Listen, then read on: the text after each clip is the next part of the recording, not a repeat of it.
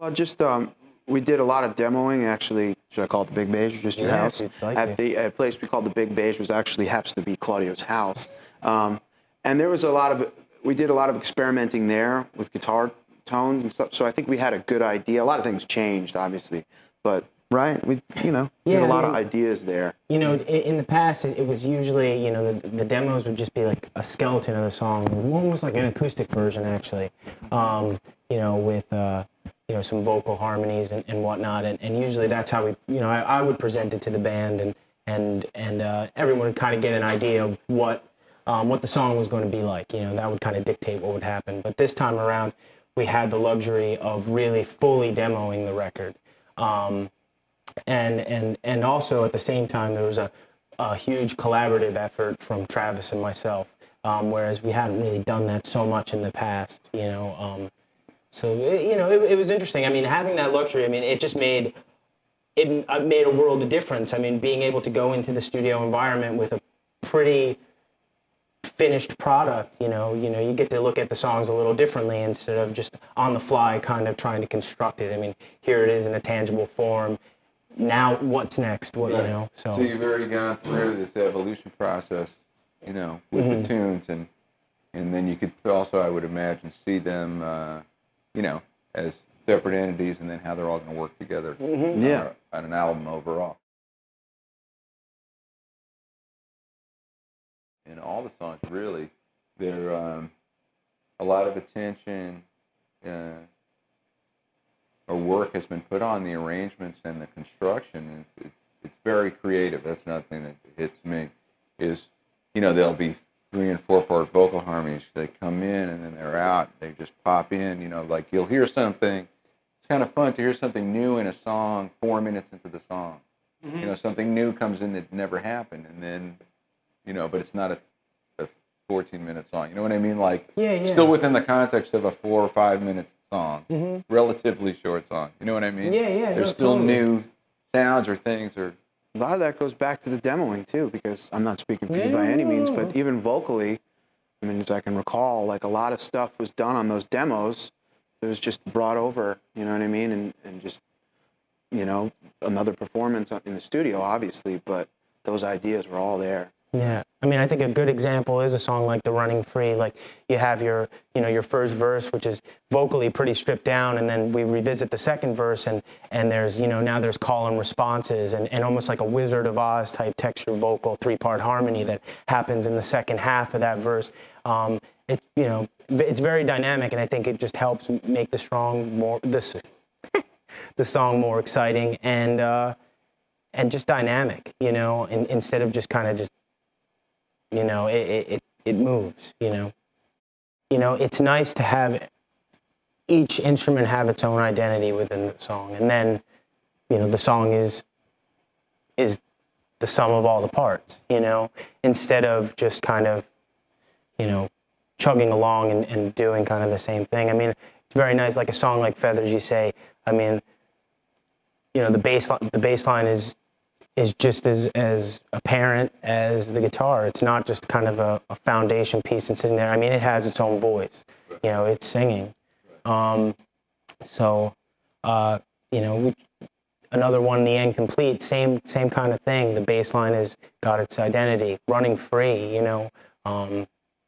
they all make up the overall composition. It's not just kind of one thing repeating what another is doing.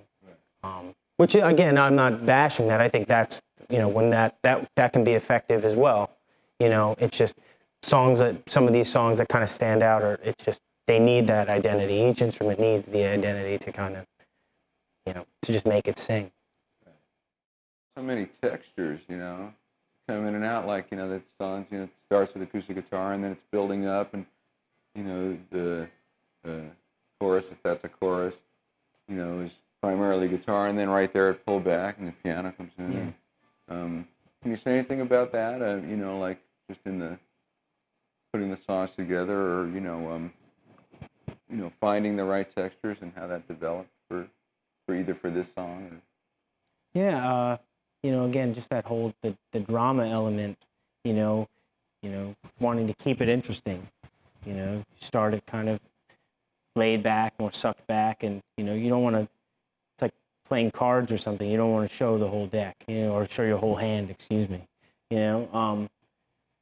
And that's kind of it. I mean, you know, definitely a lot of collaboration between, you know, the band and Nick, the producer, just trying to figure out what, you know, what would be the right texture to put and where to put it, you know. So and at the same time allowing some of the you know, the other musicians to just kind of let themselves shine a little bit. You know, so.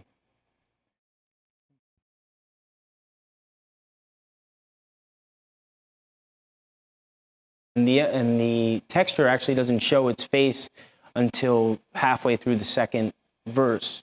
But originally I wrote the song on a synthesizer, and it was you know, emulating you know, at least the texture and tone were emulating a mellotron. And the line was a little, you know, do do do do do do do do do, kind of, you know, very Strawberry Fields-esque vibe. And again, this is one of those songs where it was like, you know, I wanted to take it from a different perspective and see what the keyboard or piano or whatever it be, how that would dictate what I would play guitar-wise.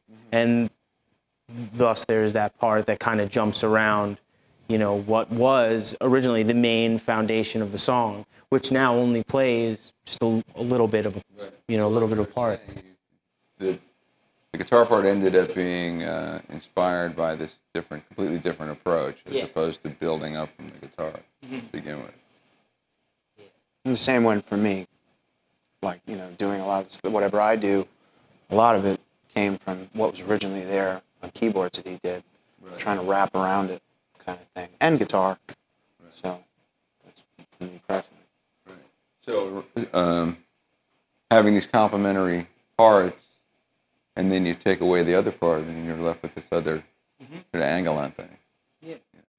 Well, that's cool. Yeah, I mean, it makes its way. It's nice to hear it because, you know, it's, especially that synth section. I mean, again, it just comes for a brief moment, but it's nice to hear it because it's, you know, I mean, that's how the song started. Yeah, that's where all the ideas you know, came from. So, but it really made for a very interesting guitar part, and I'm sure that had it not been there, I wouldn't have been able to write that piece, you know, here. So, you know, it's a lot of open positions, you know, open strings, hammer-on vibe kind of happening. At least I think that's what it's called. My apologies, I'm not familiar with the terminology or theory, but, you know, I just do what sounds okay, you know. But again, like, you know, a very open, it might be a little distorted because I think we're on a distorted channel, but very open vibe. And that's kind of how it starts, that, you know, that kind of choo-choo train sounding vibe, only obviously not so percussive sounding. And Travis, are you adding other figures over that? Yeah, I mean, it's about, I really don't remember exactly, it's like 4 times by itself. It starts just one acoustic guitar, and then, like, you know, his vocals come in, and there's 2 rounds of vocals, and then I come in with another part. It's almost like, all I can think of is like country kind of sounding, but that's more the effect. But it's just basically a part that kind of wraps around what he's already doing, and, like, I guess kind of, what would be the right word?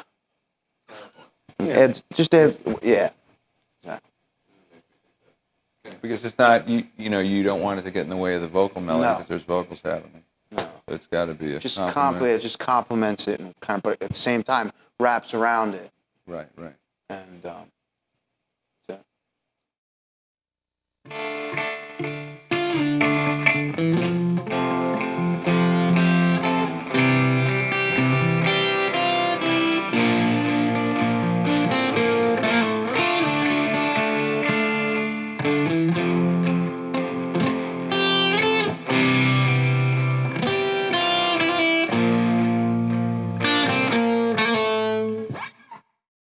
That goes throughout all the verse. Like, Right. His part, like that's the main part. Right. My personally, I don't even. It's kind of low in the background in the second verse. That part, Right. if you can pick it out at all, really in the second verse, a lot of it. I have a Bigsby on one of the Les Pauls, so I mean, I just played like a chord and dragged it out. Those aren't the same chords, so. But yeah, I just kind of like hold it out, and it kind of just like adds. It's hard to describe, but like it's just a sound in the background, and I'm doing that, and that's where the original key part kind of starts to shine in that second verse too. Right. And so there's a lot going on, strings or so.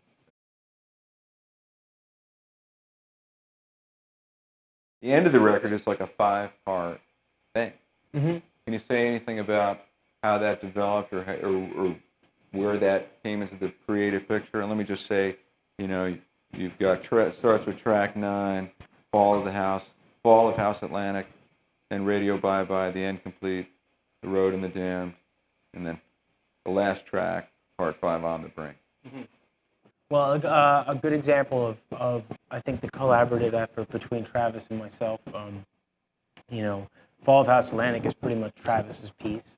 And acting more as kind of the intro to the section, and then Radio Bye Bye, of course, more of a very, I guess, police sounding jam. But I think End Complete, I think for me, the big focal points are End Complete and On the Brink. I mean, End Complete is just, that was one where we both sat in the same room and actually worked at creating the skeleton of the song, which we hadn't done, I think, since we were, teenagers.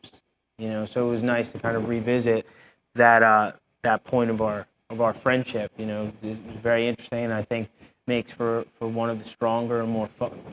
It's fun for me, that song anyway. I mean, it's definitely not a happy song, but that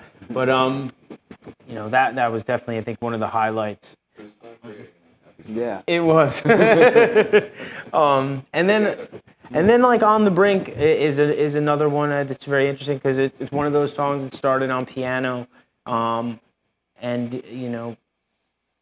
it's just kind of in that Coheed vein. Very it's one of the more progressive songs on the record, and it has like an overall conclusion. I mean, we revisit some themes from some of the previous records. Excuse me, and I mean, I think it makes for a good ending, a very good ending. So.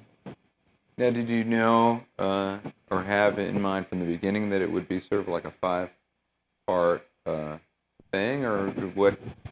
Not really. I mean, not so much. I mean, we kind of, when creating it, when and seeing the parts, and again, because we lived with them for so long, these songs, completed, demo version, of course.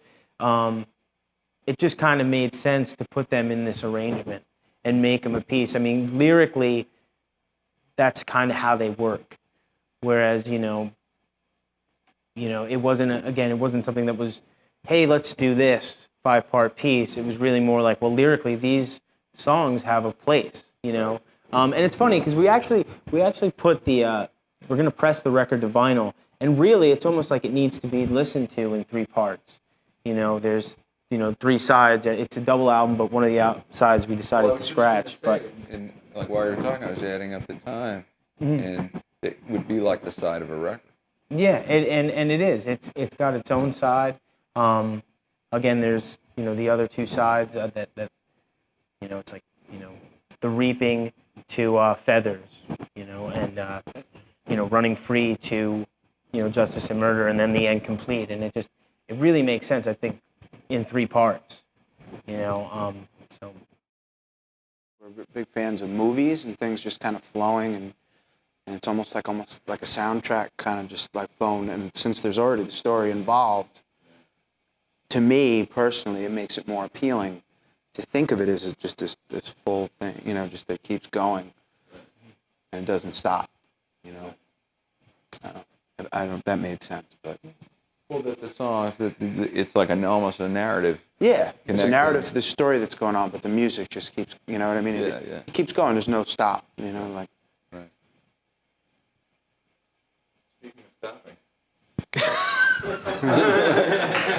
There is a stop. Right now.